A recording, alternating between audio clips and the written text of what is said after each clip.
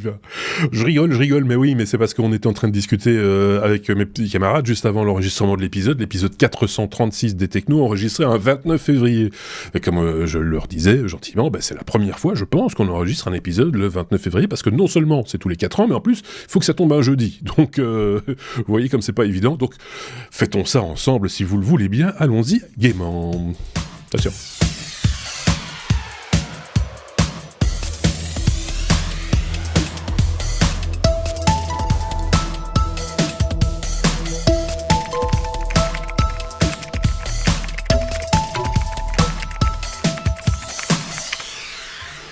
« 29 février, oui, au camp de base, mais pas partout. C'est-à-dire que du côté de chez David, qui se trouve en Thaïlande, lui, il est déjà le 1er mars. C'est déjà fini, lui, le 29 février. Et en plus, il y a 29 degrés à, je sais pas quelle heure il est du matin, 2h du matin, c'est ça, David ? Ou 2h39. 2h39 du matin, donc dit-il, un peu endormi, pour d'autres raisons, mais c'est une autre histoire. De l'autre côté, la France, juste derrière la frontière belge, avec Sébastien. Salut Sébastien. Bonjour, bonsoir. On va passer une plein de formes, lui, par contre. Malgré le froid, l'humidité et tout ça, parce que oui, on souffre aussi, nous, de notre côté. On a plein de choses à dire. Il y a de l'actu, évidemment, vous le savez, avec les technos, on traite une certaine actualité technologique avec mes petits camarades. C'est eux qui choisissent cette actualité. Moi, je n'ai rien à dire là-dedans. Et donc, c'est forcément pas nécessairement les choses dont on parle dans d'autres podcasts technologiques. On joue donc la carte de la complémentarité, comme on dit. Deuxième partie d'épisode, comme à chaque fois je vous le dis régulièrement, c'est la grosse patate, le gros dossier, on va dire, qui n'est pas nécessairement lié à une actualité, bien qu'on pourrait dire que c'est d'actualité permanente, ce genre de choses. Bien sûr, on trouve des actualités, des informations à ce sujet régulièrement. Les fameux mots de passe, ces fameux sésames qui nous permettent d'accéder à nos services en ligne. Un mot de passe pour les remplacer tous, c'est un petit peu la tendance depuis quelques temps maintenant. On verra sous quelle forme ça se passe, parce que c'est pas toujours le même système. Il y a des systèmes différents, il y a des concepts différents, et avec David et Sébastien, on va passer tout ça en revue, et peut-être que vous ferez une opinion sur quel système est le préférable, dans quel contexte aussi, puisqu'il y a aussi des différences de contexte chez les uns et chez les autres. Si vous êtes prêts, mes petits amis, je vous propose de pousser sur le bouton, parce que nous avons un abécédaire, c'est comme ça que ça se passe chez nous, on passe l'actu technologique avec l'abécédaire qui commence chez nous avec la lettre C. C comme castor. C'est pas commun. Ouais, on fait dans le décor animalier maintenant, et castor. Caresser le castor. C'est intéressant. David, c'est comment un programmateur s'est fait $350,000. Faut quand même pas rigoler, avec ce qu'on appelle un shelfware. Tu vas nous expliquer ce que c'est dans un instant, écrit en 30 minutes. Je pense que c'est une copie, une pâle copie d'une application ou quelque chose comme ça. C'est pas ça l'idée, mais explique-nous. Ce n'est pas une pâle copie. Donc, c'est un programmeur autodidacte qui s'appelle TJ Gardner, qui a appris à programmer sur YouTube avec des tutoriels en ligne, et qui s'est inspiré de jeux assez simples, qui sont des jeux où on chasse des trophées. Donc, par exemple, sur PlayStation Store ou sur Steam, on peut avoir des trophées sur la plateforme de jeu pour dire qu'on a fait tel ou tel exploit. Et donc, il a créé un jeu tout d'abord qui était caresser le chien, et puis caresser le castor, et puis il a fait caresser un peu à toutes les sauces. Et donc c'est un jeu très simple, et donc le but du jeu, c'est tout simplement d'appuyer sur le bouton X de la manette de la PlayStation pour caresser virtuellement un animal qui est affiché sur un écran fixe. Alors ça ne bouge même pas, c'est tout simplement l'image qui change un tout petit peu d'intensité lumineuse. Et donc, quand on appuie sur le bouton X, on a des trophées à partir de 2000 caresses, on arrive à une récompense platine. Il y a aucune animation, aucun effet sonore. Il y a une musique de fond qui est assez répétitive, qui ressemble un petit peu à un truc généré sur sur des vieilles cartes son ou des genre 8 bits, oui. Pouet, quoi. Du FM, quoi, de l'OPL3, un truc comme ça. Ouais. Un truc dans le genre.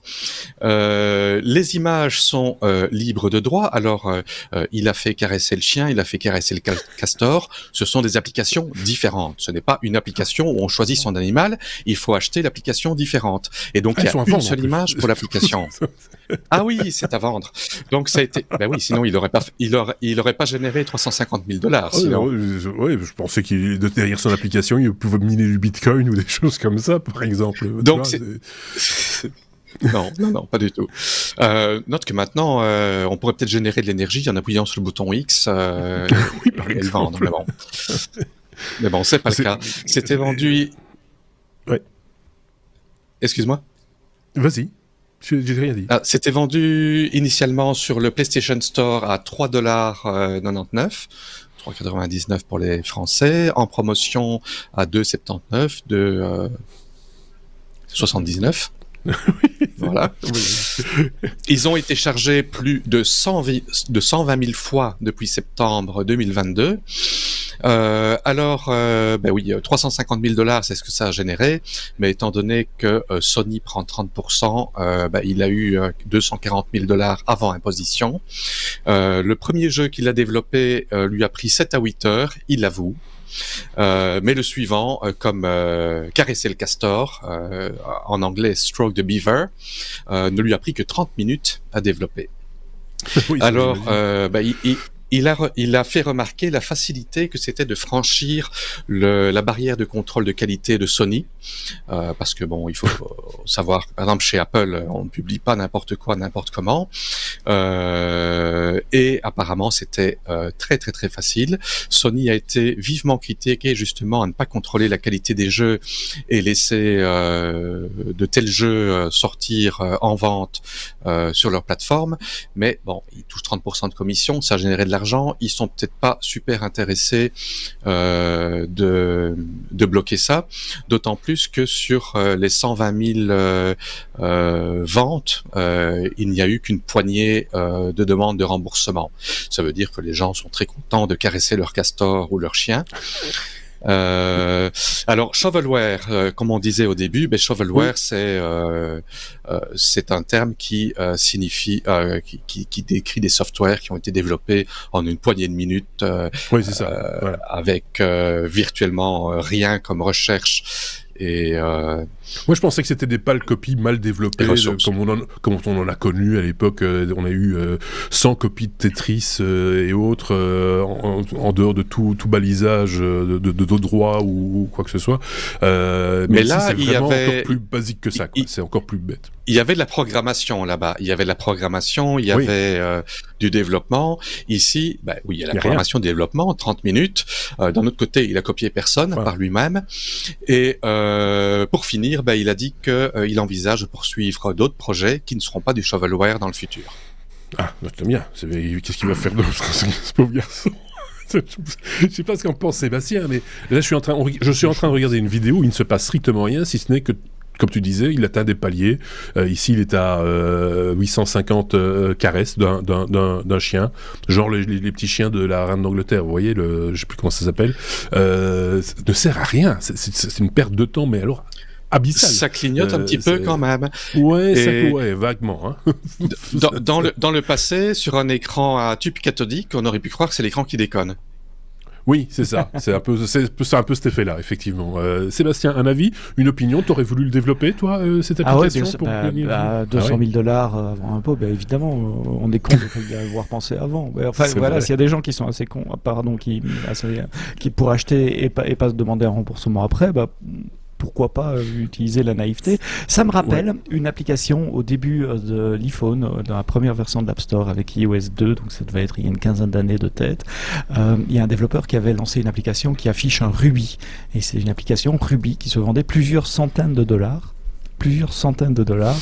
Et le gars a fait, je sais pas s'il a fait fortune, mais en tout cas il a gagné de l'argent avec ça un certain temps avant qu'Apple évidemment coupe le truc, parce que dans leurs conditions maintenant il est marqué que l'application doit avoir une fonctionnalité utile, enfin ou de oui, bien sûr. Mais que ça doit faire quelque chose. Il faut que ça réponde à une promesse aussi. Exactement. Là, ça répondait à la promesse, hein, ça affichait un rubis. oui, mais enfin, mais là où les gens qui l'achètent sont bêtes, c'est que s'ils ne s'en tiennent qu'à si effectivement la description correspond complètement à ça, tout ce que vous faites, c'est caresser un chien ou un castor en touchant sur la touche X. S'ils achètent quand même l'application, là ils sont neuneux. Par contre, si on leur promet un espèce de Tamagotchi, tu vois, et là il y a tromperie, alors c'est pas la même. Là il y a tromperie, voilà, et c'est de ça dont il faut quand même se méfier, parce que c'est vrai que depuis qu'il y a des smartphones, et en particulier, peut-être plus particulièrement dans le monde Android, qui est peut-être au départ moins bien contrôlé qu'il ne l'est aujourd'hui, t'avais de tout et rien, je veux dire. Enfin, ceci dit, sur iPhone aussi, je me rappelle l'application Coussin Péteur, par exemple, ou Papier Bulle. Eh bien, j'ai un peu travaillé dans le monde d'Alexa, des assistants personnels, etc. Les applications les plus populaires sur Alexa, ce sont les applications Miaou, donc pour faire un bruit de chat qui fait Miaou. Tu demandes Alexa fait Miaou, mais en termes d'utilisation par jour, c'est ce genre d'application qui est numéro 1 au-dessus de tout le reste. Tu parlais de Coussin Péteur, c'est la même chose, c'est bruit de prout. Pardon pour le. C'est extrêmement populaire sur Alexa également. Et quoi, c'est que tu dis quoi? Tu dis Alexa fait un prout? Oui, ou fait un prout, exactement. Ouais. D'accord, ok. Sinon, pour mais ces applications-là sont gratuites. Le trophée ultime, c'est le trophée Parkinson. C'est-à-dire oui, parce que pour le oui, c'est ça. Il y avait un jeu comme ça aussi, et après on passe à des choses un peu plus sérieuses peut-être, mais il y avait un jeu où tu devais propulser quelque chose très rapidement, et donc les gens se pétaient la souris, parce qu'il fallait faire ça avec la souris, et faire un mouvement très rapide avec la souris, et il y avait des lancers de souris pour arriver à essayer d'être le plus rapide possible et d'obtenir le score le plus élevé possible. C'était juste complètement absurde. Donc, des trucs qui ne servent à rien. Donc, probablement complètement obligatoire et indispensable. Et on en a parlé. En plus, on en a parlé on a fait 6 minutes. Trop longuement, à mon sens, si vous voulez mon avis. Allez, on la passe à la lettre E comme écran, Seb. Quand l'écran est transparent, ah oui, ça c'est une nouveauté que j'ai vu passer, c'est les nouveaux qui proposent ça, un nouvel ordinateur portable dont l'écran, effectivement, est transparent, translucide, je ne sais pas comment dire, enfin je l'ai pas vu en détail, moi, cette c'est un laptop, c'est un prototype de laptop, donc c'est pas commercialisé, n'allez pas sur le site web de Lenovo pour l'acheter demain, c'est un prototype qui inclut des tas de technologies de ce que pourrait être le laptop de demain, c'est une espèce de concentré de technologie, comme on fait avec les voitures, un peu les prototypes cars pour montrer ce que ça pourrait être. Un concept car, merci, c'est le mot que je cherchais. Ils l'ont montré à MWC, le Mobile World Congress, le congrès mobile à Barcelone qui se tenait la semaine passée, aussi grand que CES, mais on en parle un peu moins parce qu'on a personne des technos qui va à Barcelone. Oui, et puis c'est très centré sur la téléphonie mobile aussi, et avec beaucoup de redites et des accessoiristes, et t'as plein de fabricants de coques pour smartphones et des choses comme ça. Et puis t'as aussi des annonces, celle-ci en fait partie, de produits. J'ai vu par exemple que Samsung sortait leur bague Ring, je ne sais plus, c'est Ring je crois, qui est une bague connectée. C'est des annonces comme ça qu'on a au Mobile World Congress. Bon voilà, ça fait moins de mousse que le CES quand même. Et donc, qu'est-ce que c'est? C'est un laptop en 2 parties qui se plie comme un laptop normal, sauf que l'écran est transparent. Ils utilisent une technologie LCD qui permet de voir à travers la matière si la diode, si la LED est éteinte ou si elle est noire. Donc, si elle est blanche ou si elle émet une lumière, on voit la forme devant nous. Mais si la LED est éteinte, on voit relativement bien à travers l'écran. Donc, ça fait un écran transparent. Ça fait un peu science-fiction. science-fiction. C'est ça qui a accroché ma curiosité quand j'ai lu cette news-là, parce qu'on se souvient tous des films de science-fiction, que ce soit dans Avatar, dans le truc avec Tom Cruise, là, blablabla, j'ai oublié, peu importe. Minority Reports, où on voit des écrans en face de soi avec des images en surimpression. Et alors, il faut noter que ce laptop, donc cet écran a 17 pouces et quelques pour une résolution de 720p.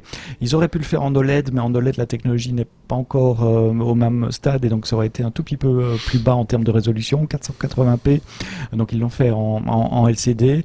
Il faut noter aussi que ce laptop n'a pas de clavier. Enfin, je veux dire, il a une surface plane à la place du clavier, et il y a une projection du clavier qui est faite sur cette surface plane, et donc on doit taper simplement en touchant les touches. Le journaliste qui l'a essayé dit je fais 15 000 fautes à la ligne, mais il y a de l'IA derrière qui corrige, etc. Et donc on arrive à taper relativement rapidement. Mais l'avantage de ce truc-là aussi, c'est que ça se transforme en tablette graphique, c'est-à-dire que quand on éloigne ses mains, le clavier s'éteint automatiquement, et si on approche le clavier avec un stylet, eh bien ça devient une tablette graphique, et donc on peut dessiner comme sur une tablette Wacom par exemple. Donc ça fait les deux à la fois.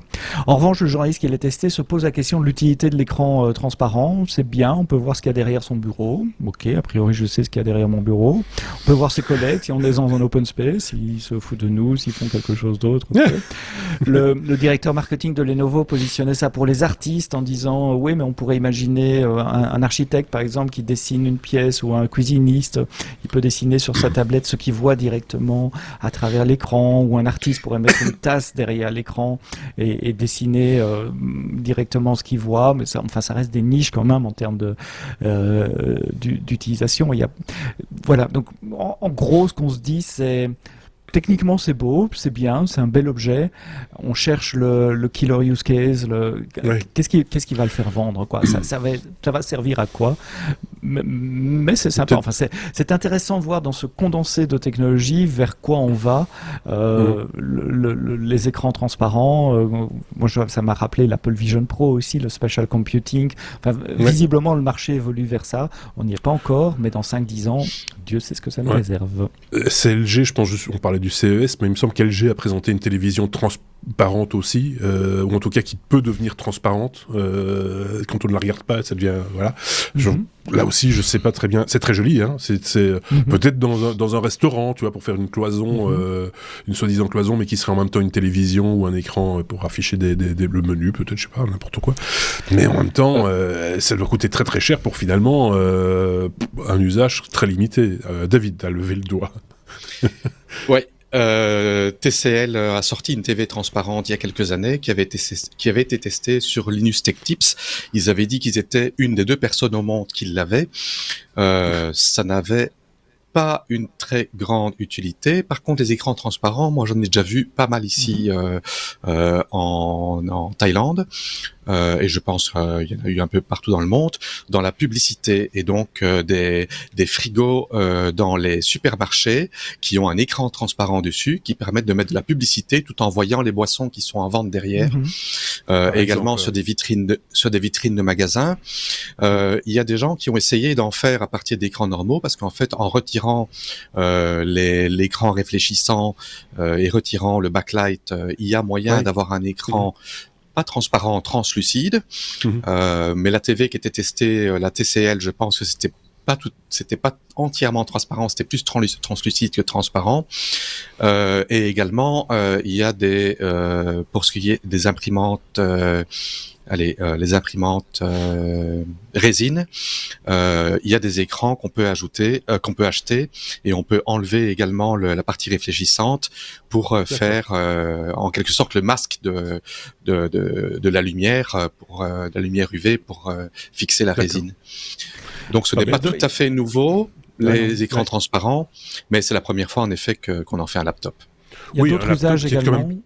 Qui est plus complet. Enfin, là, on reste calé un peu sur cet écran transparent, mais on a vu le clavier est un petit peu différencié. On ne sait pas très bien si c'était une tablette ou une tablette pliante. Les deux, moi, c'est un peu ça. Hein. Donc, c'est un produit hybride pour le positionner sur le marché, ça va pas être simple à mon sens. Mais bon, voilà. Non, je rejoins ce que David disait. C'est une technologie qui a plus de 10 ans et qui est très utilisée aussi dans les voitures et dans les avions. Dans les voitures, on a peut-être déjà vu. En général, c'est des tout petits écrans sur lesquels il y a quelques indications de conduite, notamment la vitesse, etc. Ouais. Et dans les avions, c'est les viseurs tête haute. Et dans les avions, plutôt les avions militaires. Je suis pas spécialiste de l'aviation. Peut-être qu'en civil, ça se fait maintenant aussi, mais pour avoir des informations devant les yeux du pilote. Donc oui, je suis tout à fait d'accord avec Head-up display, oui. C'est pas des nouvelles technologies, c'est la première fois qu'on la voit dans un laptop. Par contre, pour l'utilité, une question que je me posais il y a quelques années quand ils ont commencé à présenter les téléphones pliables, je me suis dit ça va jamais fonctionner ce truc-là. Et je suis étonné de voir combien de personnes je croise dans le métro, dans la rue, qui ont un téléphone pliable. Ah bon ? Oui, bah là aussi, avec l'écran OLED pliable. Oui, on est bien d'accord. Je suis un anti-pliable. Ma réputation est faite dans ce podcast. Je suis contre l'ajout de mécanique.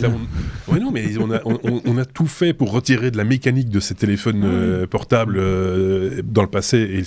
Et le smartphone est un parfait exemple de ça. Plus de mécanique. On a même supprimé les boutons. Donc, c'est dire si on voulait plus de mécanique. Donc, là, rajouter une charnière... Franchement, c'est un peu... pour moi, c'est contre-intuitif, j'ai envie de dire. Mais en même temps, c'est peut-être des phénomènes de mode. Hein. Rappelez-vous, les fameuses phablettes, c'est-à-dire les téléphones de grand format, d'assez grand format, juste un peu en dessous d'un iPad mini, si j'exagère. On pensait que ça allait être... Voilà, demain, tout le monde aura ça comme téléphone. Ça a fait un phénomène de mode pendant quelques années, et puis on est revenu à des formats qui tiennent dans la poche et qui sont plus accessibles, etc. Enfin, voilà. Je voyais un format pliable, je crois que c'était au MWC également, c'était plus pliable et les gens l'utilisaient enroulé autour de leur poignet. J'ai vu ça aussi. Ça faisait un peu comme une grande Apple Watch qui peut afficher plein d'informations. Voilà, le côté élégant du truc était moyen. On aurait dit un vieux film de science-fiction des années 80, mais voilà. On va accélérer un tout petit peu, les garçons, parce que là, on est toujours qu'au 3e sujet. Donc, voilà. La lettre G comme Google. Oh, tiens. On parle de Google Pay qui ferme. Voilà. Encore un truc que Google va fermer. Google Pay ferme aux États-Unis. David, peux-tu nous en dire plus ? On parle de Google Pay qui ferme aux États-Unis, en effet. Alors, Google Pay, c'est un service de paiement que Apple a mis en place. Et en fait, Google Pay. Oui. A voulu remplacer Google Wallet. Donc Google a fait pas mal de changements avec ses services paiement mobile. Donc ils ont remplacé d'abord Google Wallet par Google Pay il y a quelques années. Et puis il y a quelques années, je pense que c'était en 2018. Voilà, en 2018, ils ont sorti Google Pay qui voulait remplacer le Android Pay et le Google Wallet. En 2020, ils ont sorti une réécriture majeure de Google Pay avec tout un tas d'outils pour les finances personnelles, avec des systèmes bancaires sans frais qui allaient arriver pas longtemps après. Et puis là, apparemment, Google s'est dit que ils ont fait après les révisions de 2020, ils ont eu plusieurs échecs. Ils ont eu des problèmes avec les transactions entre les pairs avec Google Pay Send. Ils ont aussi des problèmes pour ajouter des fonctionnalités bancaires avec Google Plex. Et donc ils se sont dit on va retourner à Google Wallet.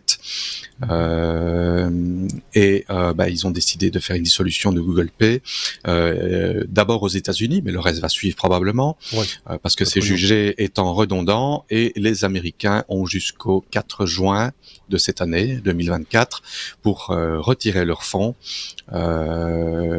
avant que tout ça ne disparaisse. Donc les gens qui ont toujours des fonds dedans, ils peuvent les retirer au cas où Google ne reviendrait pas sur sa décision. Au cas où. En attendant, mettez-les chez PayPal. C'est ça que ça veut dire. Je sais pas ce qu'on pense. Rien de spécial, hein. Pareil. Non, ça me rappelle que le concurrent iOS et Apple va s'ouvrir à d'autres wallets en Europe en tout cas. Merci l'European Data Act. On en a parlé il y a quelques semaines dans les technos. Et donc à partir de iOS 17.4 qui devrait arriver d'un jour à l'autre maintenant, on aura la possibilité d'avoir des wallets de banques ou d'autres sociétés. On pourra imaginer Google Wallet ou Samsung Wallet, bien que ça soit pas tout à fait la même chose. Hein. Toi, tu parles de Google Pay, c'est un peu comme un compte en banque. Oui. Wallet, c'est juste une carte de paiement liée à un compte en banque tiers. Enfin voilà. C'est juste une facilité de paiement via une autre interface en fait, hein, le son contact ou etc.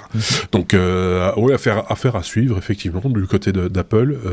Et puis bon, il y a le fameux cimetière. Hein, j'ai pas l'adresse. Je devrais le garder en bookmark permanent, en favori permanent, le fameux cimetière des choses qu'a créé Google et qui ont disparu. Il y en a plusieurs. Il y a G, donc G en français, cemetery.co, ouais, c'est ça, voilà. Et il y a killedbygoogle.com aussi. Killed by Google est pas mal, il est très bien fait. Mais voilà, parce qu'ils ont quand même tué beaucoup de choses sans beaucoup de remords dans leur histoire. Des fois à raison, il faut le reconnaître. Il faut pas s'acharner quand ça fonctionne pas ou quand on est parti sur une mauvaise voie. Ça fait partie du jeu. Hein. Et puis de temps en temps, on se dit, ça c'est quand même dommage qu'il l'ait fermé ou qu'il l'ait lâché. Bon, voilà. Ici, ce sera, en tout cas, en ce qui me concerne, et je pense que vous êtes d'accord avec moi, sans grand regret. J'étais pas client chez eux, donc voilà. La lettre I, ça il y en a une toutes les semaines maintenant, hein, pour faire IA.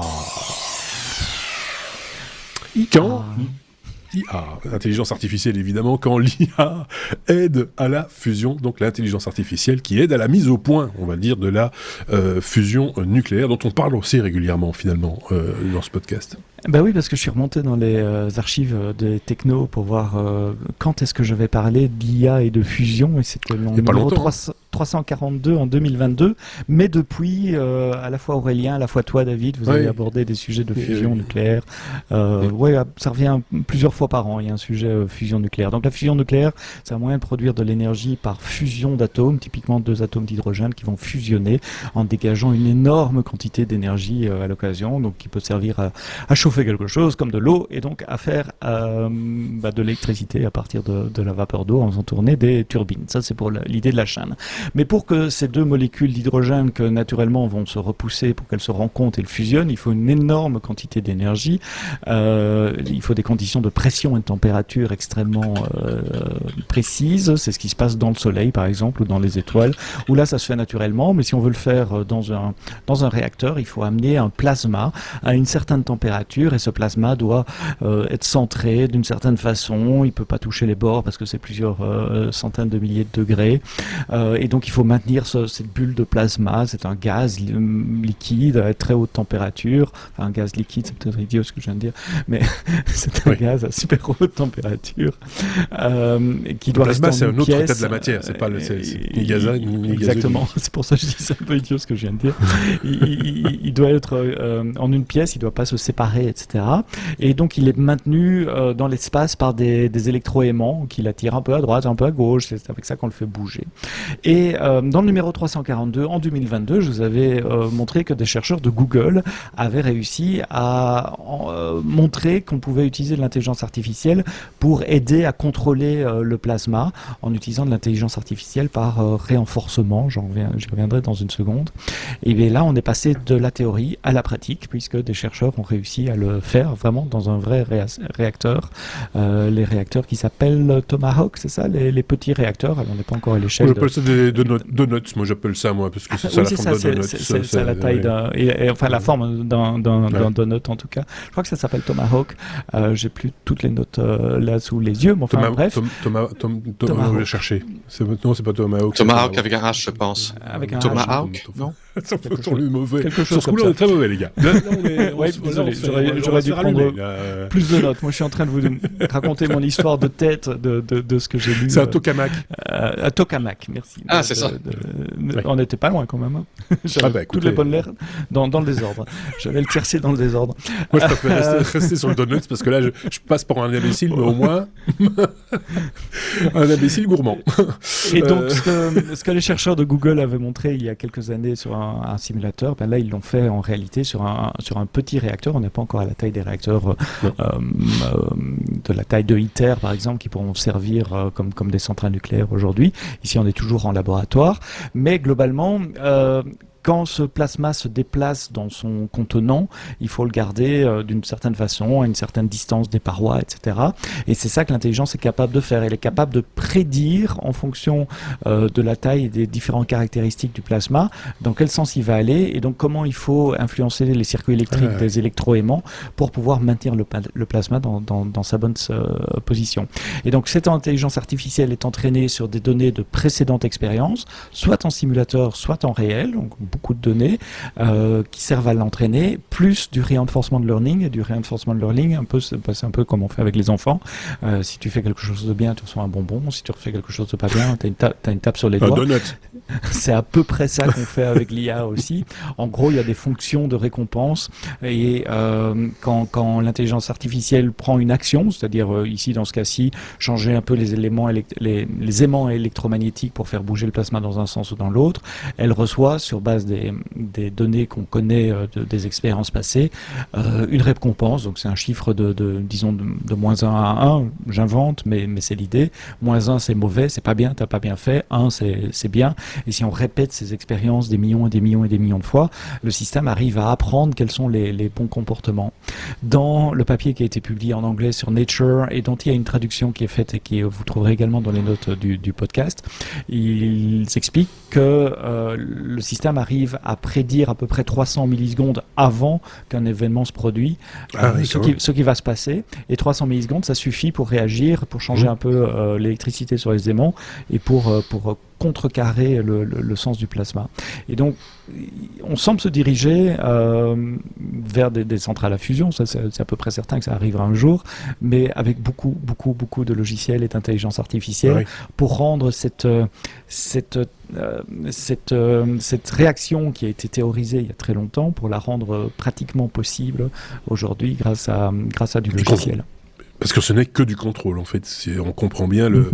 Et donc, ce contrôle-là, nous, on n'est pas, avec nos petites mains et nos petits cerveaux tout lents, capables de le réaliser. Donc, il faut de la puissance de calcul derrière, et l'intelligence artificielle sert à ça aussi. Moi, je trouve ça passionnant, soit dit en passant.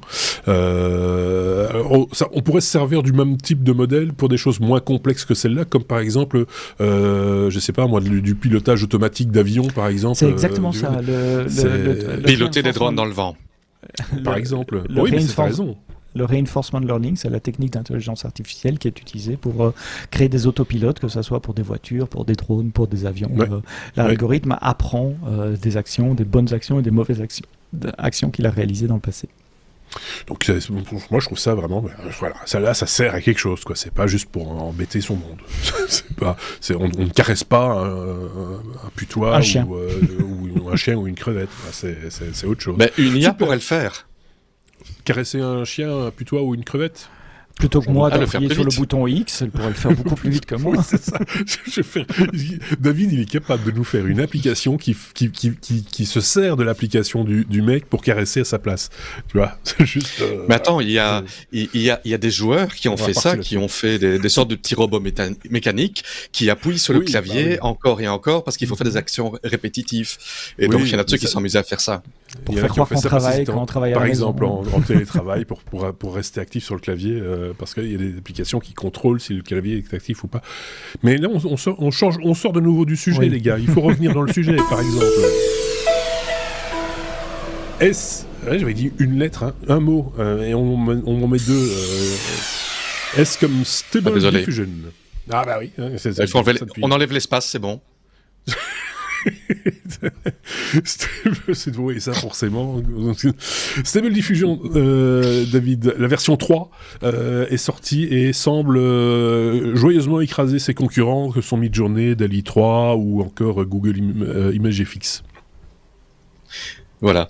J'étais assez étonné de voir cette annonce parce que Oui, Stability AI a sorti, il y a juste 2 semaines, ils ont sorti un truc qui s'appelle Stable Cascade, qui est un nouveau modèle de génération d'images qui était avec un algorithme tout novateur. Et ça, ils l'ont sorti, j'ai eu l'occasion de le tester. Et puis 2 semaines après, ils sortent Stable Diffusion 3, qui semble être nettement plus avancé que tous les concurrents et les anciennes versions de Stable Diffusion. Il n'est pas encore sorti dans le public, donc c'est une annonce. Il est disponible en preview pour des testeurs, et il y a une liste d'attente pour pouvoir l'utiliser.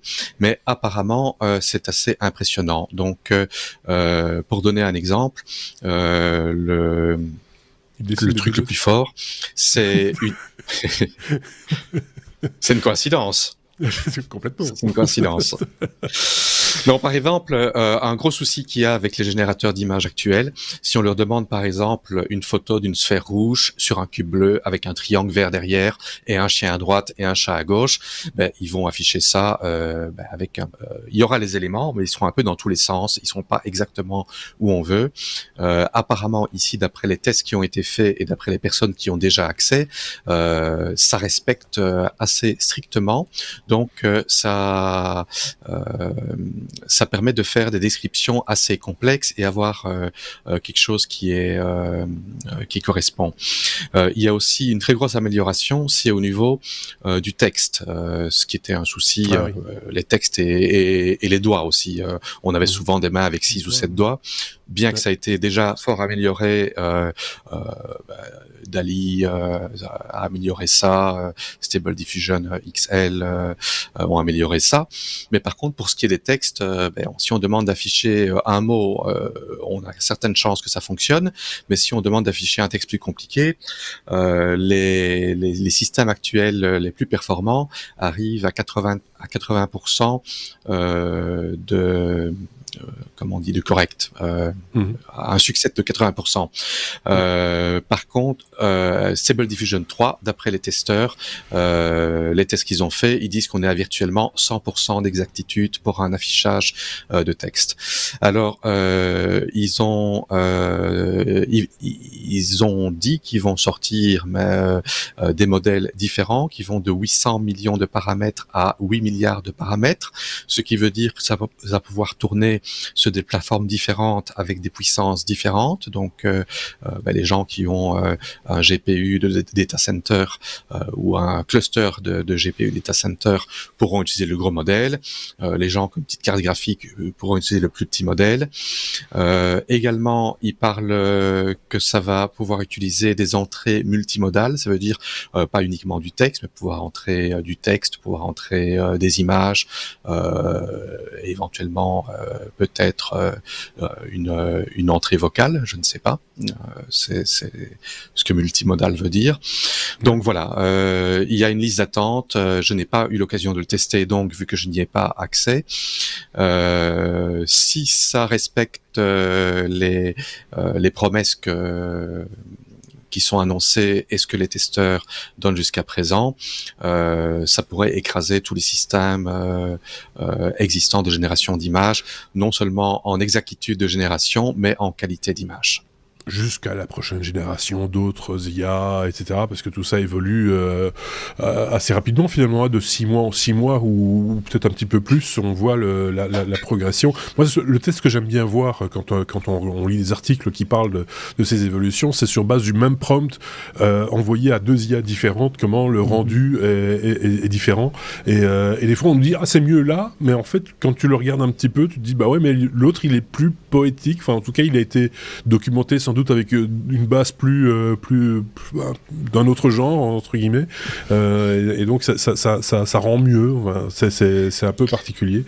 C'est parce que tout ça évidemment c'est basé sur de la nourriture qu'on leur a donnée, donc des œuvres ou des photos ou des dessins qu'on leur a C'est ce que j'ai eu l'occasion de tester parce que j'ai comparé les différentes générations de Stability AI, sauf le dernier évidemment que j'ai pas encore accès.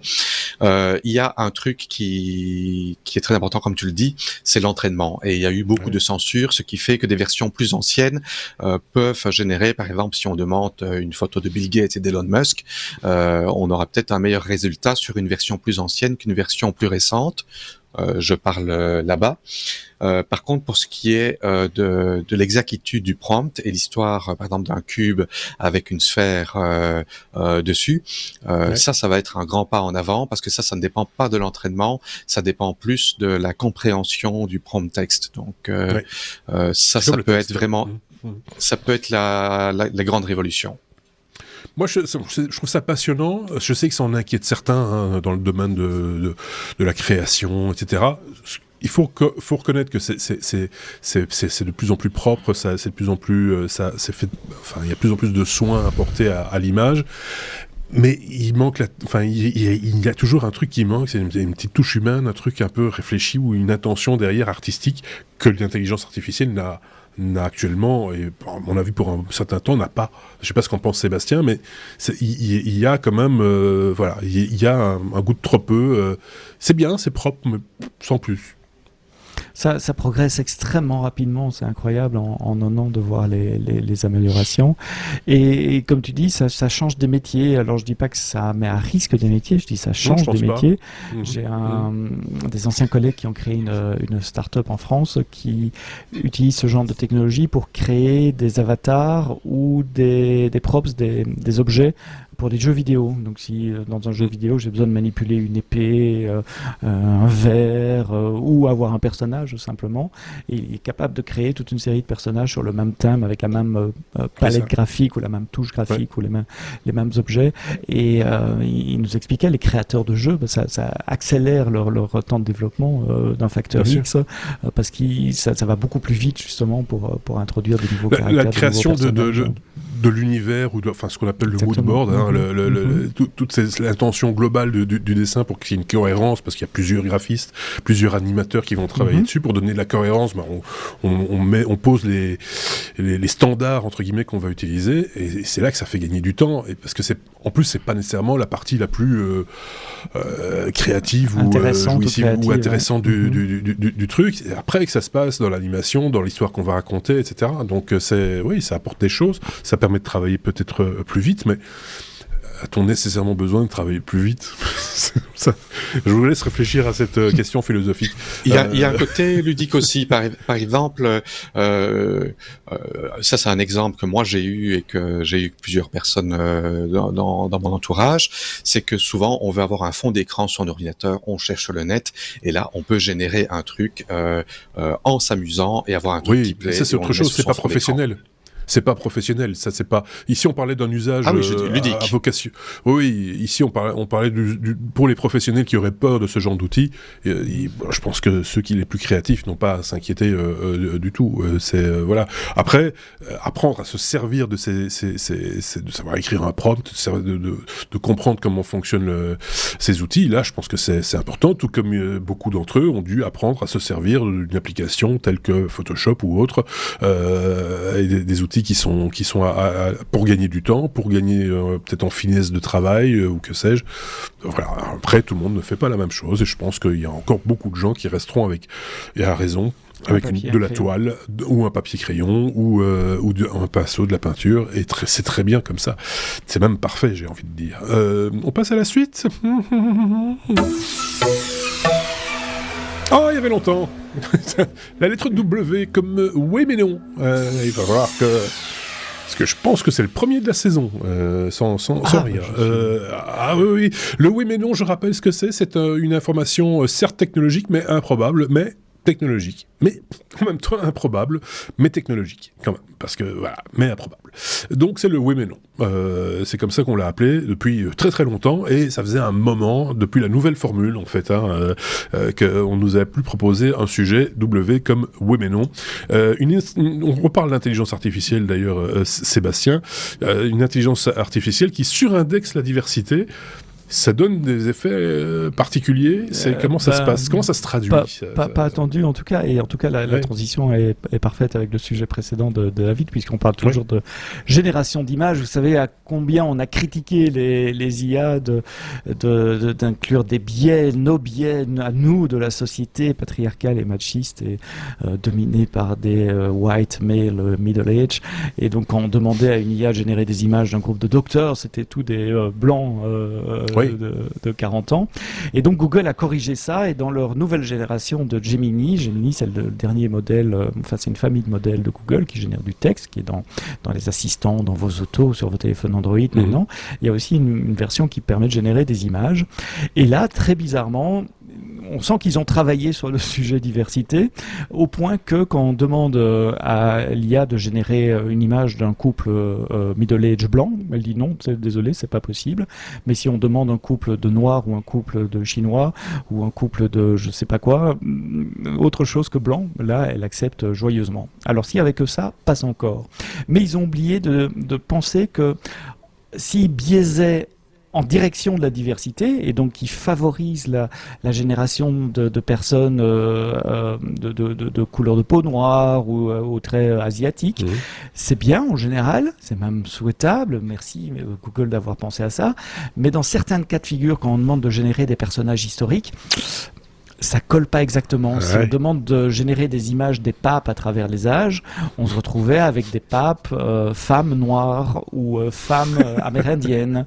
Si on demande de générer un soldat allemand en 1943, mais il faut taper soldat avec une faute d'orthographe, sinon il y a les filtres qui se déclenchent en disant non, désolé, je fais pas ça. Mais si on arrive à passer outre ces filtres, il génère des images d'un monsieur noir ou d'une femme indienne en uniforme nazi, ce qui est très peu probable quand même, historiquement parlant, et donc ça a fait un tollé sur la toile en disant bon, c'est bien de penser à la diversité, mais là vous avez peut-être été un poil trop loin dans la diversité.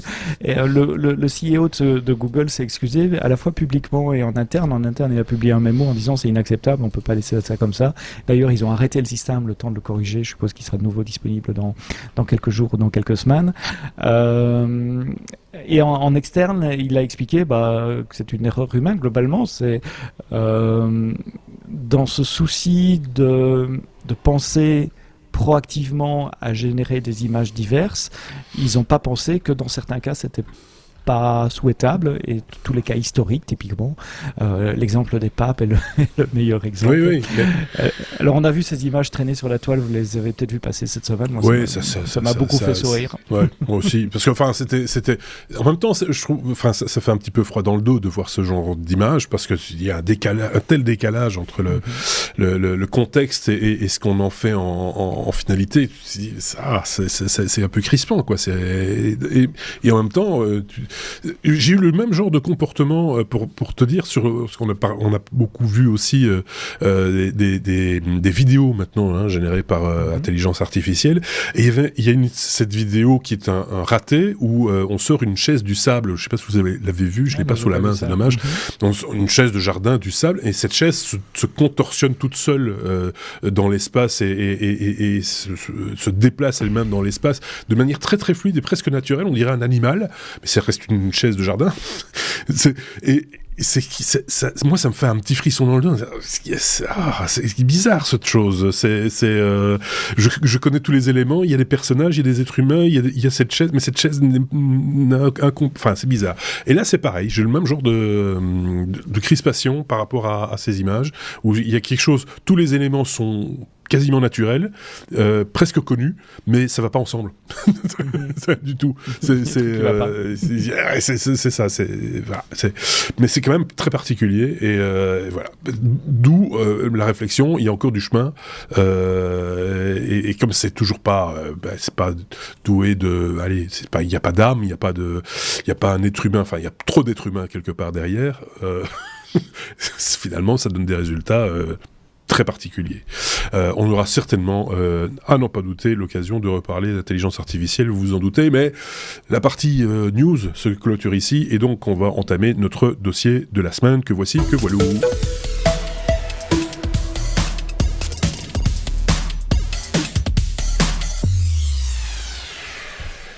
Intitulé un mot de passe pour les remplacer tous. On a tous déjà eu cette idée d'utiliser tel ou tel outil pour se faciliter la vie, parce que on nous a conseillé évidemment de mettre des mots de passe différents sur toutes les applications qu'on utilise en ligne, voilà, pour des raisons de sécurité, mais à un moment donné, on a nos limites aussi, et plus le mot de passe est long, plus c'est difficile à retenir, etc. Donc ce serait bien d'avoir un mot de passe pour tout, ce qui est contre-intuitif quand on parle de sécurité quelque part. Malgré tout, il y a des solutions, et ce sont ces solutions que vont explorer mes petits camarades dans cette partie de dossier de cet épisode 436, et on va commencer avec David et parler de la genèse de cette idée qui est le fameux gestionnaire de mots de passe, le trousseau entre guillemets de clés, quoi, hein, le trousseau de mots de passe, David. C'est bien ça, le gestionnaire de mots de passe, c'est la genèse, mais ce n'est pas encore enterré. Ah non. Donc, c'est vieux comme Mathusalem, mais c'est pas encore mort. Et donc, ces gestionnaires de mots de passe, le but premier, c'est de ne pas avoir à se souvenir de ces mots de passe, d'en avoir qu'un seul. Ça, c'est pour les gens qui se sont rendus compte qu'il ne fallait pas mettre le même mot de passe partout, pour commencer. Parce qu'il y a toujours des gens qui, un petit peu moins maintenant, mais c'était l'habitude qu'on avait le même mot de passe sur tout. Et donc, il y avait des petits problèmes quand on était sur un site malveillant et qu'on se faisait sniffer son mot de passe. On a une adresse à Gmail, on va essayer le même mot de passe dessus. En fait, toujours aujourd'hui, quelqu'un qui fait un site de sniffing de mots de passe, s'il voit l'adresse email du gars, c'est Gmail, il y a un bon pourcentage de chances, entre 30 et 50%, que le mot de passe fonctionne dessus, bien qu'il y a maintenant des systèmes de sécurité mis en place, dont on parlera un peu plus loin. Donc, le but de ces gestionnaires de mots de passe, c'est renforcer une sécurité. Donc, le gestionnaire permet de pouvoir créer des mots de passe complexes. Des mots de passe complexes, s'il faut 14 caractères avec des minuscules, majuscules, des étoiles, des caractères spéciaux et des ponctuations, ça devient assez difficile de s'en souvenir. Oui. Et donc le but, c'est on a un gestionnaire, et derrière ce gestionnaire protège tout un tas de mots de passe qui sont très complexes, et donc ça permet de rendre ça facile d'utilisation, aussi accessibilité. Ça permet aux personnes d'accéder à leur mot de passe de leur smartphone, de leur PC, de n'importe quel appareil. Tout ce qu'ils ont à se souvenir, c'est du mot de passe maître. Gain de temps. Donc ça permet de remplir les identifiants automatiquement sur les sites web. Ça permet également, moi je connaissais beaucoup de personnes qui ont fait ça. Ils avaient un petit carnet à mot de passe, et donc je me log sur ce site-là, prends mon petit carnet, voilà, c'est le mot de passe de Google, donc c'était le mot de passe. Et puis il s'est pas rappelé qu'il avait changé de mot de passe, et en fait c'est à la 50e page de son petit carnet. Voilà, donc ça. L'autre système aussi, c'est encore, hein, moi je l'utilise encore de temps en temps, et quand je suis pressé et que le mot de passe généré par mon application de mot de passe, j'ai pas le temps, je vais un peu plus vite, ou si je vais sur un site sur lequel je pense avoir un compte, je tente l'aventure en me disant tiens, je vais essayer, parce que ma mécanique, mon système mnémotechnique de création de mots de passe qui m'est propre et que je ne vais pas vous divulguer, je le teste quand même en me disant tiens, si il me semble que j'avais ouvert un compte chez eux, je vais essayer d'abord avec mon adresse de telle origine, avec le mot de passe. Ah oui, j'avais un compte, c'est ouvert. Et donc voilà, c'est relativement efficace aussi, parce que forcément, comme c'est un système mnémotechnique lié au service que j'ouvre, il est différent pour chaque service. Ouais. Voilà. Et donc, oui, j'ai fait ça. J'ai fait ça aussi. J'avais des petits systèmes comme ça pour les différents sites. Donc, je parlais des avantages des gestionnaires de mots de passe. Également, stockage sécurisé. mais il y a des inconvénients. Donc, il y a un point de défaillance unique. Si le mot de passe maître est compromis, forcément, le compte est vulnérable et tous les mots de passe sont à risque en un coup. Ça dépend de services tierce partie. Donc, on fait confiance à des fournisseurs de gestionnaires de mots de passe dont on n'est pas sûr s'ils respectent toutes les règles de sécurité qu'il faut. D'ailleurs, il y a eu des news dans le passé. Il y avait OneLogin qui s'est fait, qui a eu un souci de sécurité en 2017. Il y a une violation des données. Les attaquants ont pu accéder à des données sensibles qui étaient cryptées. Apparemment, ça n'a pas été entièrement, les comptes n'ont pas été entièrement craqués, mais les détails précis de l'exploitation n'ont pas été divulgués. Il y a LastPass en 2020 qui a eu plusieurs problèmes de sécurité, plusieurs incidents, dont un qui a été assez sérieux, qui a laissé sous-entendre que potentiellement plus que certaines données cryptées avaient fuité, mais on n'a pas vraiment su ce qu'il en était. Donc ça, c'est un souci. Il y a des vulnérabilités logicielles. Donc comme tout logiciel, un gestionnaire de mot de passe n'est pas à l'abri de bugs. Et de failles de sécurité, bien sûr. Il y a également un coût. Les meilleurs gestionnaires de mots de passe ne sont pas gratuits. Il faut un abonnement pour y accéder. Et le jour où on ne renouvelle pas l'abonnement, on n'a peut-être plus accès à ces mots de passe, ce qui est pas génial. Donc voilà, les gestionnaires de mots de passe, il faut bien les choisir et il faut un mode de passe maître fort. Et il faut également qu'il y ait des systèmes de sécurité supplémentaires dont on va parler ensuite.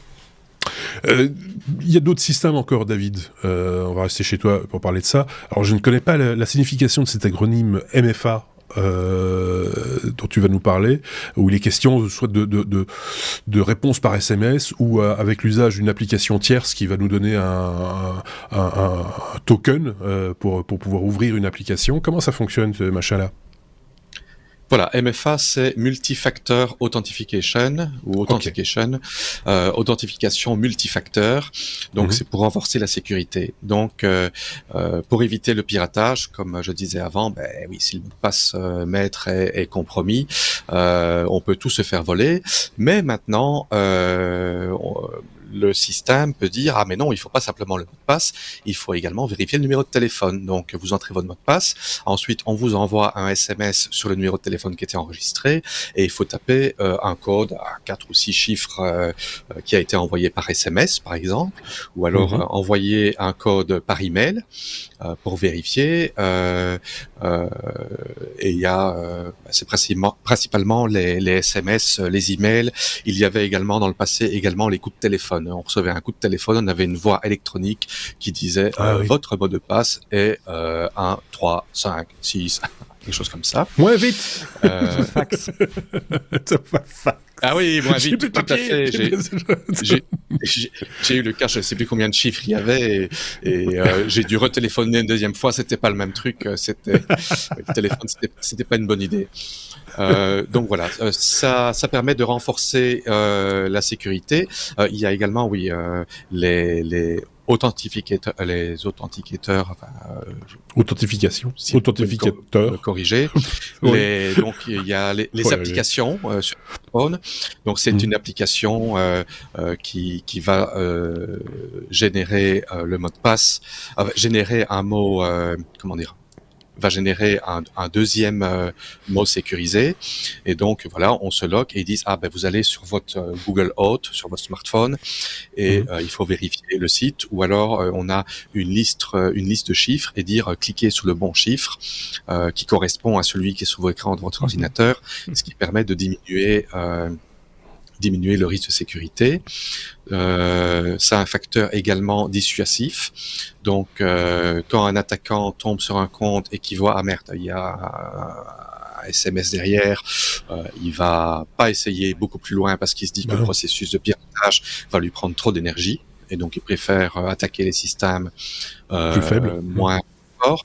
Ça améliore aussi la confiance du client. Donc, pour des systèmes bancaires ou des systèmes e-commerce, les clients sont rassurés de savoir qu'il y a des mesures de sécurité supplémentaires et que leur compte est protégé. Maintenant, il y a aussi des désavantages et un inconvénient d'utilisation parce que ça nécessite par exemple de vérifier son email et merde, j'ai pas accès à cet email-ci sur mon smartphone. Moi, j'ai le cas un email que je n'ai pas sur mon smartphone, mais que j'ai sur Outlook sur une machine virtuelle. Si je suis pas chez moi, je dois me connecter à distance sur mon PC pour accéder à mon email pour avoir le mot de passe et on n'a que 5 minutes. Trop tard, il faut en refaire un autre. Il y a en même temps, c'est complexe, mais ça reste de la sécurité. C'est pas une complexité qui allège, qui fait prendre des risques non plus. Donc, si j'ai dit complexité, je me suis trompé. Je voulais dire inconvénient d'utilisation pour l'utilisateur. Il y a un coût de mise en œuvre. Donc, déployer un système MFA coûte de l'argent aux sociétés qui mettent ça en place, ça coûte achat de matériel, ça coûte les coûts des SMS. Quand c'est des systèmes gratuits, envoyer des SMS, ils n'ont peut-être pas envie de l'envoyer gratuitement. Complexité technique, la mise en place, il faut une expertise. Ça revient au même que le coût de mise en œuvre. Il y a aussi les clés matérielles pour les sociétés où on reçoit une petite clé à mettre en USB. Il y a une clé cryptographique privée qui est stockée sur la petite clé matérielle. Et chaque fois qu'il faut se connecter, il faut toucher la clé matérielle pour faire une signature électronique avec la clé privée. On en avait parlé, je crois, dans les technos. Oui, on avait déjà parlé de Samsung. Oui. Et donc, autre inconvénient, on a une dépendance à des dispositifs additionnels, donc on n'a pas besoin que de sa mémoire ou son carnet, on a besoin d'un smartphone, on a besoin d'un email, on a besoin d'un SMS. Si on perd sa carte SIM ou si les cartes prépayées, on l'a pas renouvelée ou on change de pays, on a des gros problèmes. Moi, je connais plusieurs personnes qui ont eu le cas. C'est juste. Il y a des problèmes d'interopération parce qu'il y a des services qui ne supportent pas le MFA. Il y a une expérience utilisateur qui peut être incohérente. Voilà. Donc, je pense que j'ai fait plus ou moins le tour de je pense aussi, c'est bien. Effectivement, on voit bien les avantages. Les inconvénients. Alors après, chacun verra dans les inconvénients. On pourra, ça c'est quand même un peu tordu, c'est un peu exagéré. Bref, Seb, autre volet, c'est le côté le plus technologique et plus industriel, j'ai envie de dire, du principe du seul et unique mot de passe ou de ce type de connexion. Ça passe par des acronymes autres encore, que sont par exemple SSO, comme Single Sign-On, et d'autres joyeusetés. J'ai fait un concours du nombre d'acronymes que je peux caser dans la conduite. Et là j'en ai... Non, mais c'est vrai qu'avec les gestionnaires de mots de passe, comme David l'expliquait, on n'a qu'un seul mot de passe à retenir, c'est le mot de passe maître. Il peut donc être bien compliqué, on peut le changer régulièrement. Tous les autres sont dans notre coffre-fort de mots de passe. C'est bien pour un usage personnel à la maison, c'est ce que j'utilise aussi, mais en entreprise, il faut quand même autre chose. Et tout le problème vient du fait qu'on a plusieurs identités. Moi, je suis Seb. Moi, en tant que personne, je suis moi. Mais sur le réseau, je peux avoir différentes identités en fonction du service. Brigitte. Il s'appelle Brigitte. Sur Tinder, je m'appelle Brigitte. Sur Twitter, je m'appelle Sebsto. Sur LinkedIn, je m'appelle différemment, etc., etc. Et donc, et pour chaque identité, il peut y avoir différents moyens d'établir, de vérifier cette identité, plus ou moins fort. Si je vais sur le site de ma commune ou de ma mairie, juste pour connecter, je sais pas moi, il faut m'authentifier pour entrer dans la section, je sais pas, citoyen, où il y a les dates de collecte des déchets. Je m'en fous un peu. Il faut pas une authentification forte. Si en revanche, pour me connecter à ma banque, c'est peut-être un peu mieux de me connecter de façon plus sensible, avec un nom d'utilisateur, un mot de passe, donc quelque chose que je connais, avec peut-être de l'identification biométrique, ce que je suis, mon empreinte digitale ou mon empreinte rétinienne ou le Face ID, ou quelque chose que j'ai, c'est ce que David expliquait avec les one-time passwords, j'ai l'application Google ou la clé USB d'authentification. Donc c'est une combinaison de facteurs qui permet de m'authentifier. Ce qui me permet aussi de parler de l'authentification versus l'autorisation, c'est pas la même chose. L'authentification, c'est vérifier qui je suis. L'autorisation, c'est voir si j'ai accès à ce que je demande d'avoir. On confonds souvent les deux, mais c'est pas tout à fait la même chose. Et souvent... si je peux me permettre, la période de Covid et de télétravail forcé dans laquelle on s'est retrouvé a mis ça en évidence aussi. C'est l'autorisation, c'est autre chose. Par exemple, c'est l'accès au VPN de l'entreprise, Exactement. par exemple. Ça fait partie des autorisations, ça. Oui. Alors, il y a d'abord un aspect authentification. Et vérifier qui vous êtes, et puis après vérifier si vous avez accès, parce que moi, Sébastien, qui me connecte à mon réseau d'entreprise, je peux peut-être me connecter en VPN, je peux me connecter au mail, mais je peux pas me connecter à l'application où il y a les rapports financiers, par exemple, les prévisions financières, ça me regarde pas et j'y ai pas accès. Donc deux choses différentes. Comment les sociétés répondent à ça? Depuis très longtemps, 20-30 ans, on a commencé à parler de SSO, Single Sign-On. Donc l'idée, c'est... En entreprise, le problème de l'authentification est démultiplié. Parce que, je le disais, on a 15 000 systèmes auxquels il faut s'authentifier et être autorisé. Le VPN, le mail, le calendrier, les suites bureautiques, l'application XY métier de ceci, la gestion des stocks, enfin la gestion de la paye, et vous les multipliez. Et donc l'idée, c'était de dire, on s'authentifie une fois, et une fois qu'on est authentifié, toutes les applications, soit... Il y a deux techniques. Soit elles font confiance à l'identification primaire qui a été faite. Il y a un système qui distribue des jetons. Je vais revenir sur le système de jetons après. Soit toutes les applications se connectent à la même source d'identité, la même base de données d'identité. Et on parle d'annuaire d'identité. Il y a un protocole d'accès qui s'appelle LDAP, encore un autre acronyme, Lightweight Directory Access Protocol. Je savais pas celui-là. En entreprise, vous connaissez peut-être Active Directory. Vous avez peut-être déjà entendu, ou vous avez eu des... Voilà, c'est un annuaire d'identité où il y a votre nom, votre prénom, votre département, le nom de votre chef, mais aussi votre mot de passe et les groupes auxquels vous appartenez. Et souvent, sur base des groupes, on arrive à définir les accès. Tu veux un autre acronyme? RBAC, RBAC, Role Based Access Control, en fonction du rôle qu'on a. Je suis un admin de base de données, je suis un développeur, je suis un marketing, un finance. C'est les droits qu'on nous a donnés. J'ai des accès différents. Alors ça marche bien dans le monde de l'entreprise.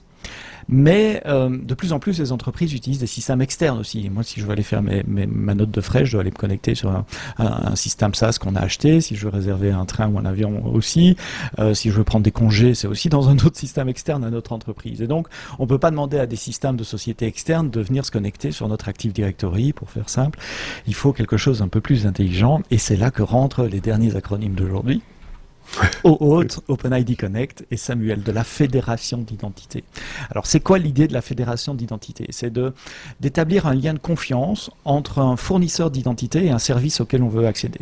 Par exemple, en entreprise, mon Active Directory, c'est le fournisseur d'identité. L'entreprise a une relation forte avec moi, ils savent qui je suis, ils me payent à la fin du mois en général, donc ils ont une relation forte, et eux vont dire à des fournisseurs, comme l'application de gestion des notes de frais, ou de gestion de la paye, ou gestion des congés, dire faites confiance à l'authentification que nous on fait. Nous, on va vérifier l'identité de la personne, et quand cette personne-là viendra chez vous, faites confiance à mon authentification. Pour expliquer ça, je prends toujours l'exemple de la vie réelle. Bien avant Internet, on utilise déjà des modèles de fédération d'identité. Par exemple, je vais au guichet de ma commune, en Belgique, peut-être qu'en France, c'est à la préfecture qu'il faut aller, et je demande un passeport. Et un passeport, c'est quoi? C'est une feuille de papier, c'est un jeton, c'est un token qui a ma photo, qui a une date de début de validité, une date de fin de validité, auquel les parties tierces vont faire confiance. Si je vais montrer mon passeport dans un aéroport, dans un hôtel, ils vont connaître le sceau de l'État belge, ils vont dire ouais, ok, on fait confiance à celui qui l'a émis. Il est au porteur, mais il est quand même avec ma photo et il a une date de validité, donc ce passeport n'est pas éternel, je dois le renouveler. Et il y a un lien de confiance entre celui qui va consommer cette information et celui qui l'a produite, qui est l'État belge, l'État français. Donc un passeport, c'est un exemple parfait de l'analogie de l'authentification. Je veux aller sur le site XYZ et il me dit authentifiez-vous avec Google d'abord. Ou dans un contexte d'entreprise, je veux aller sur le site de mes expenses et de mes pardon, en parlant français, mes notes de frais. Il va me dire authentifiez-vous, mais pour authentifiez-vous, hop, je suis d'abord redirigé sur le site web d'authentification interne à mon entreprise, où là, je m'authentifie avec password et empreinte digitale, machin, paume de la main, odeur sous les aisselles, etc. Là, c'est juste pour l'instance reconnaître que c'est supérieure vraiment moi. Exactement. Qui garantit le fait que c'est nous. Ouais, Comme la commune ou la préfecture va vous demander votre extrait d'acte de naissance, etc. pour vous donner un jeton, votre passeport, le site interne et par de convention, l'entreprise. Du coup, les services tiers disent OK. Qui est signé par l'autorité, et ce jeton, mon browser va le présenter dans un des paramètres qui passe dans la requête HTTP au fournisseur. Le fournisseur va vérifier la signature, dit ah oui, ça a été bien émis par l'entreprise XYZ, c'est valide dans cette période de temps, et donc je reconnais que c'est bien une personne authentifiée. Et est-ce que je lui laisse l'accès ou pas? Ça dépend de la deuxième partie, l'autorisation. Est-ce que j'ai l'autorisation d'accéder à cela? Et il y a un protocole pour ça qui s'appelle OAuth, où c'est exactement la même idée. Il y a une entité émettrice dans mon entreprise qui va émettre un jeton d'autorisation. Mon navigateur va présenter ce jeton de navigation à un service tiers, et le service tiers va dire oui, ça accède ou pas. De nouveau, j'aime bien les analogies. Je prends encore 30 secondes pour faire une analogie sur OAuth. Si je vais à l'hôtel, je vais me présenter à la réception de l'hôtel. Ils vont me demander qui je suis.